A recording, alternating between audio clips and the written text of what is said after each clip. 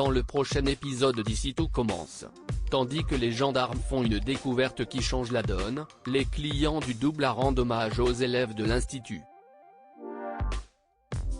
Anaïs annonce quant à elle la grande nouvelle à Lisandro. Attention, les paragraphes qui suivent contiennent des spoilers sur l'épisode d'Ici tout commence diffusé lundi soir sur TF1. Si vous ne voulez rien savoir, ne lisez pas ce qui suit. Lundi 9 mai dans Ici tout commence. Les gendarmes font une découverte qui change la donne. Salomé et Elliot rient ensemble lorsque Louis et Charlène les croisent dans le parc. Tenant son ex-femme pour responsable de l'état de santé de sa mère, Louis se défoule sur elle. Tandis que le ton monte, Clotilde intervient et rappelle à son frère qu'il n'a rien à faire dans l'enceinte de l'école. Seulement, Louis refuse de partir et prévient Salomé qu'il va lui en faire baver comme jamais. Sans attendre, Clotilde informe l'ensemble de l'équipe pédagogique que Louis est en train de lancer une vendetta contre Salomé. Pour éviter que cette histoire ne prenne de trop grandes proportions, Clotilde voudrait l'arrêter tout de suite et l'empêcher de faire sa loi. Si Rose propose de lui parler calmement, sa sœur déclare que cela ne sert à rien de discuter avec lui. Pour sa part, Tessier a une autre idée pour éviter qu'il ne sème la zizanie. Il convoque alors le jeune homme dans son bureau et lui propose de reprendre le poste de Claire le temps de son absence. Lorsqu'il demande s'il y a une contrepartie, Tessier assure que non mais le prévient toutefois qu'il y a quelques règles à respecter, pas de coup d'éclat, pas de rébellion et pas de menaces contre les professeurs ou les élèves. Comme Louis estime qu'il fait cela pour défendre Salomé, Emmanuel rétorque qu'il s'en moque royalement. Tout ce qui lui importe, c'est l'institut et sa réputation. Louis accepte donc pour défendre les intérêts de sa mère. Pendant ce temps, le capitaine Brassac rencontre Rose et Guillaume et les informe que l'inspection de la salle a commencé. D'après les premières constatations, le bâti serait en cause puisque la police scientifique a constaté des traces de vétusté sur la charpente. En d'autres termes, le plafond se serait effondré à un moment ou à un autre. Ce n'est donc pas quelques éclairages et de la décoration qui ont changé la donne. De toute évidence, le propriétaire n'aurait jamais dû mettre cette salle en location et c'est donc lui qui sera mis en cause. De son côté, Salomé se rend au chevet de Claire qui est toujours dans le coma. Sans savoir si elle l'entend, la jeune femme lui présente ses excuses pour ce qu'il s'est passé. Peu après, Louis et Charlène arrivent. Si la fille Tessier l'accable de reproches pour avoir osé venir ici, Louis prend étrangement la défense de son ex-femme.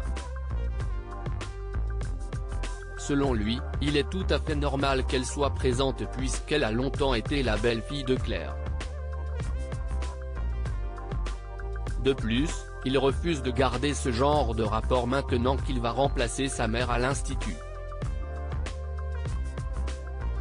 C'est pourquoi il présente ses excuses à Salomé pour son comportement de ce matin.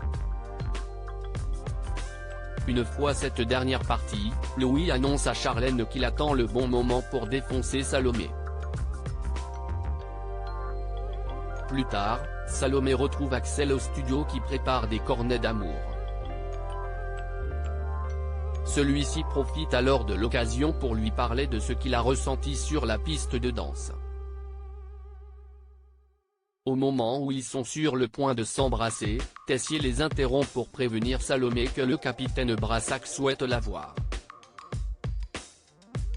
Par la suite, le capitaine Brassac leur apprend que Salomé n'est pas responsable de l'accident et qu'elle ne sera pas mise en cause. Toutefois, le gendarme a souhaité la voir pour éclaircir un point précis et lui demande si c'est bien à elle que le propriétaire a confié les clés de la salle. Salomé le lui confirme mais révèle cependant avoir perdu les clés avant le début du bal. En réalité, les gendarmes ont découvert que la poignée de la porte principale n'avait pas été cassée comme tout le monde l'avait imaginé mais verrouillée. Il se peut donc que quelqu'un ait subtilisé les clés avant l'accident pour enfermer les invités à l'intérieur de la salle. Quelqu'un aurait donc voulu les tuer. Les clients d'EUW rendent hommage aux élèves de l'institut bien que de nombreux élèves soient rentrés chez eux après la catastrophe du bal de promo. Tom, Deva, Mehdi, Hortense et Lionel doivent assurer le service en salle.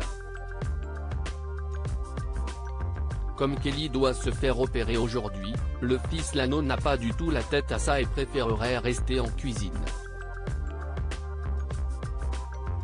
Malheureusement, Théo ne peut pas changer les plannings. Pendant le service, Lionel reçoit un message de Laetitia qui indique que l'opération de Kelly s'est bien passée.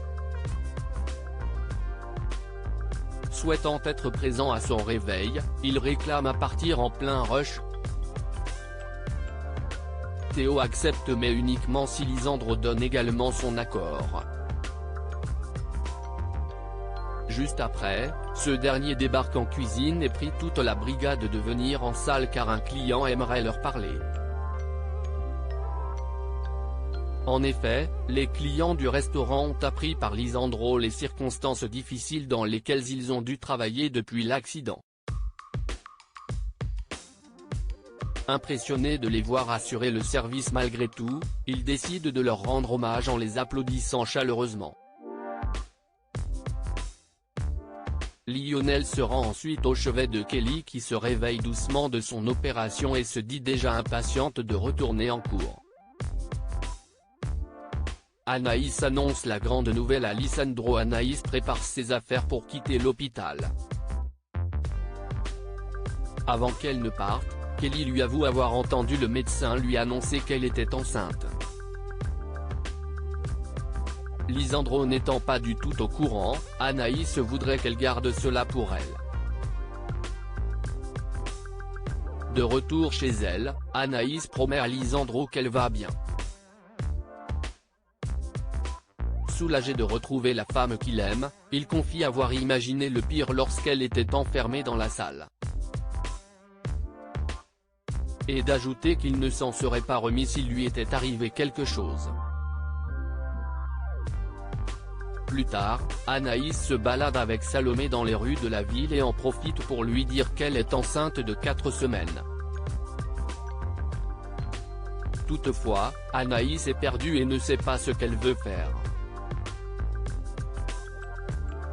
Si elle souhaite fonder une famille avec Lisandro, elle n'est en revanche toujours pas diplômée et a également un poste qui l'attend dans un grand palace parisien. Comme il lui reste encore du temps pour prendre une décision, Salomé lui conseille d'en parler à Lisandro pour y voir plus clair. En rentrant, Anaïs annonce alors la grande nouvelle. Fou de joie, Lisandro l'embrasse passionnément puis déclare qu'elle sera la plus belle, la plus merveilleuse et la plus géniale des mamans. Se voyant déjà avoir une petite fille avec le visage de sa compagne, Lisandro inonde Anaïs de baisers tout en lui disant qu'il l'aime.